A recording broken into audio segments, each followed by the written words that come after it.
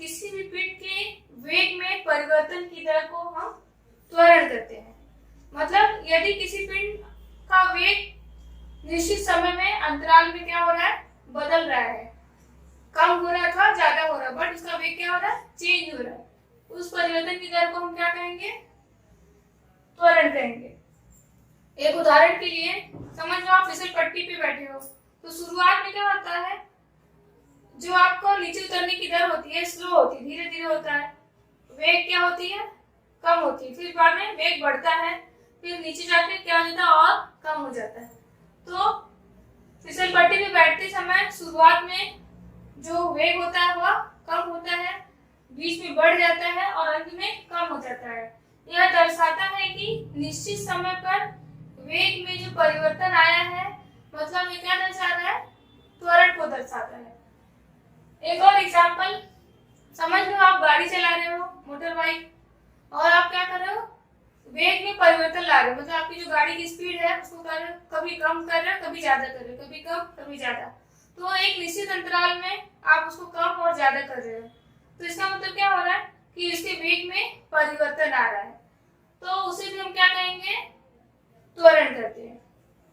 त्वरण आपको समझ में आ गया, इसे ए अक्षर द्वारा दर्शाया जाता है, इसे हम स्मॉल ए से दर्शाते हैं।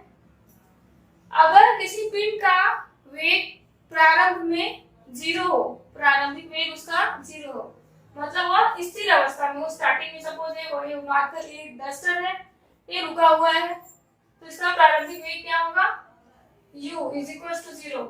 और अगर इसके ऊपर मैंने बल प्रयोग किया और ये क्या किया, कुछ गति से यहाँ तक पहुंचा, तो इसका वेग क्या हो जाएगा, अंतिम वेग v हो जाएगा। उस वो कोई भी वेग हो सकता है, 5 मीटर पर सेकेंड हो सकता है, 10 मीटर पर सेकेंड हो सकता है, मतलब कि कोई पिंड अगर शुरुआत में रुका हुआ है तो उसका प्रारंभिक वेग जिसे हम u द्वारा दर्शाते हैं वह 0 होगा। यदि हम उस पर बल प्रयुक्त कर रहे हैं तो क्या हो रहा है, सपोज ये अपना स्थान परिवर्तित कर रहा है और कुछ वेग से इस स्थान पर पहुंच गया, तो ये क्या कर रहा है, अपना वेग में परिवर्तन ला रहा है, तो उसके अंतिम वेग मतलब v ये हो जाएगा। और उसका त्वरण क्या होगा, मान लो इसने t समय पे स्थान परिवर्तित किया और उसका अंतिम वेग v है, तो इसका फॉर्मूला क्या हो जाएगा, a is equal to v minus u upon t। v minus u मैंने क्यों लिया, क्योंकि v क्या है, अंतिम वेग है, और u क्या है, प्रारंभिक वेग है, और वेग में परिवर्तन अर्थात क्या होता है, अंतिम वेग माइनस प्रारंभिक वेग, मतलब जो आप शुरुआत में वेग लगा रहे हो उसको अगर हम लास्ट के वेग से माइनस करेंगे तो उसको हम क्या कहेंगे, वेग में परिवर्तन कहेंगे। और t मतलब दर, समय, तो वेग में परिवर्तन की दर बढ़ते समय क्या होता है, त्वरण कहलाता है। इसे हम अगर लिखना चाहेंगे तो कैसे लिखेंगे, त्वरण इज इक्वल टू अंतिम वेग माइनस जो कि v होता है एंड प्रारंभिक वेग, इसे हम u द्वारा दर्शाते हैं अपॉन समय। इसकी इकाई क्या होती है, मीटर पर सेकंड स्क्वायर, सेंटीमीटर पर सेकंड स्क्वायर, किलोमीटर पर आर स्क्वायर, कुछ भी हो सकता है, ठीक है। यहाँ तक आपको समझ में आया।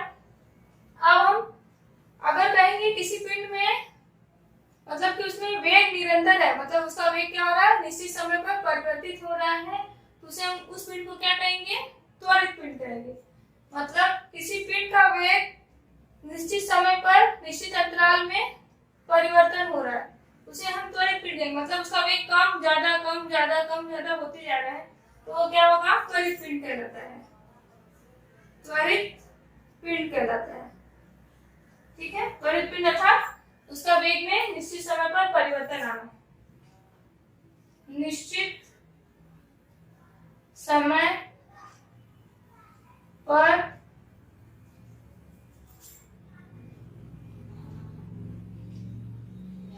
निश्चित परिवर्तन को क्या कहते हैं, त्वरित, निश्चित वेग में परिवर्तन, ओके, उसे हम क्या कहते हैं,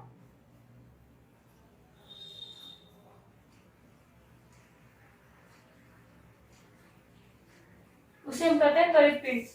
मतलब गाड़ी जो है उसके वेग में परिवर्तन आ सकता है, वह त्वरित पिंड कहला सकता है। जो भी पिंड जो मोशन में हो, गति में हो, उसे हम क्या कहेंगे? त्वरित पिंड। यह दो पार्ट में डिवाइड हो जाता है। पहला है एक समान त्वरण और दूसरा हो जाता है असमान त्वरण।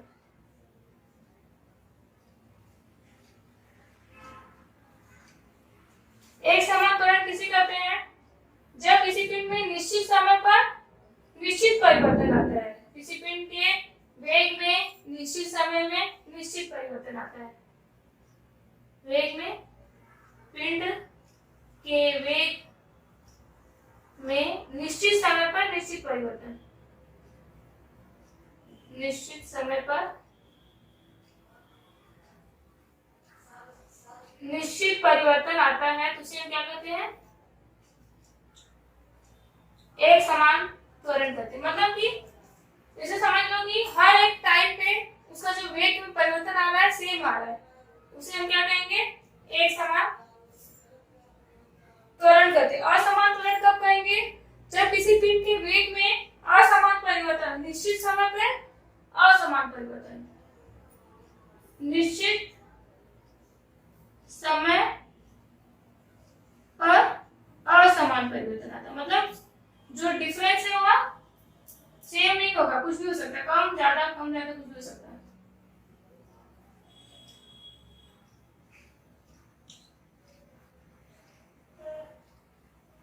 ठीक है। और हम इसको डिटेल में जानने के लिए इसका कुछ उदाहरण द्वारा और इसके और भी टाइप को समझाऊंगी। अब मैं आपको धनात्मक त्वरण किसे कहते हैं, ऋणात्मक त्वरण किसे कहते हैं और शून्य त्वरण किसे कहते हैं वो समझाने वाली हूं। धनात्मक त्वरण अर्थात नाम से ही आपको लगता है पॉजिटिव, मतलब धन क्या शो करता है? बढ़ना। धनात्मक त्वरण में कोई चीज जो बढ़ रही है। तो हम त्वरण की बात कर रहे हैं तो धनात्मक त्वरण अर्थात वेग में जो परिवर्तन की दर है वो बढ़ती जा रही है। मतलब कि वेग की जो वैल्यू है वो इंक्रीज हो रही है, बढ़ती जा रही है।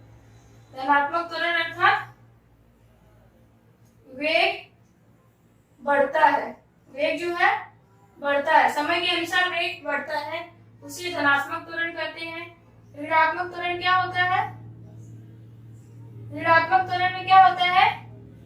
वेग जो है निश्चित समय पर घटता है। इसमें क्या होता है? निश्चित समय दोनों में रहेगा बट इसमें वेग बढ़ेगा, इसमें वेग क्या होगा? घटेगा।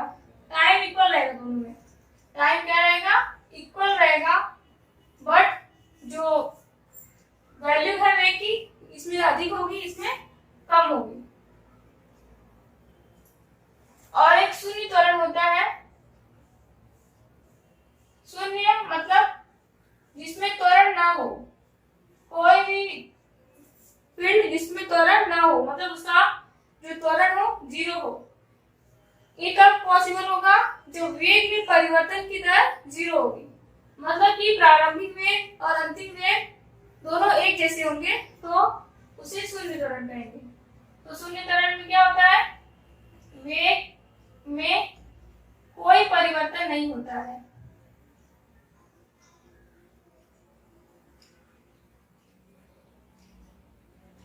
उसे हम क्या कहेंगे?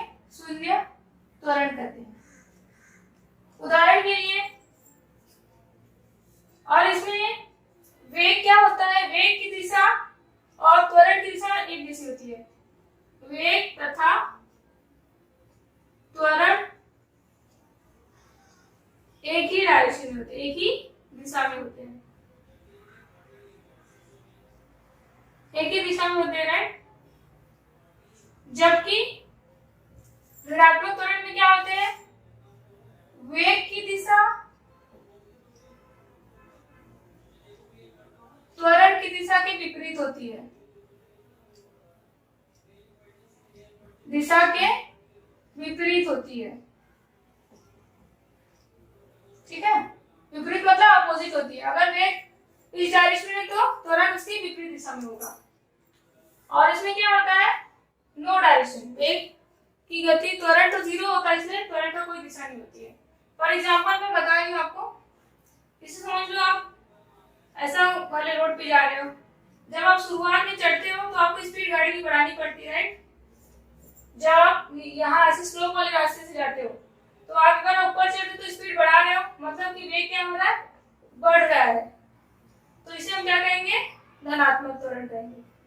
और जब आप नीचे ढलान वाले रास्ते में जाते हो तो क्या होता है, वेग को कम करते हो, वेग घटता है तो क्या होगा, ऋणात्मक होगा, यह धनात्मक हो जाएगा,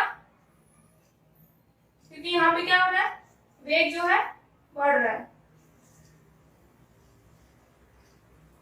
जब हम ऊपर जाएंगे, जब नीचे जाएंगे तो क्या होता है, ऋणात्मक। क्यों, क्योंकि वेग क्या हो रहा है, कम हो रहा है। और शून्य त्वरण में क्या होता है, अगर आप सीधे रास्ते से जा रहे हो प्लेन रोड से, तो प्लेन रोड पे आपकी स्पीड गाड़ी की सेम रखे हो अगर, तो जो वेग जो होता है उसमें कोई परिवर्तन नहीं आ रहा है, 30 किलोमीटर पर आवर की स्पीड से चला रहे थे और यहाँ मिल आने के बाद भी 30 किलोमीटर पर आवर की स्पीड से ही चला रहे हैं, मतलब u बराबर 30 किलोमीटर ही है और v बराबर भी 30 किलोमीटर है, तो v माइनस यू यहाँ पे कितना होगा, 0 हो जाएगा। तो यहाँ पे वेग में कोई परिवर्तन नहीं हुआ, तो उस त्वरण को क्या कहेंगे, शून्य त्वरण कहेंगे। और यहाँ पे क्या हो रहा है, वेग में परिवर्तन हो रहा है और वो बढ़ते जा रहा है वेग, इसीलिए क्या है, धनात्मक है। यहाँ वेग में परिवर्तन हो रहा है, लेकिन वेग में परिवर्तन क्या हो रहा है, पहले ज्यादा था वेग, फिर धीरे धीरे क्या हो रहा है, कम होते जा रहा है, तो मतलब कि ये ऋणात्मक त्वरण हो जाएगा।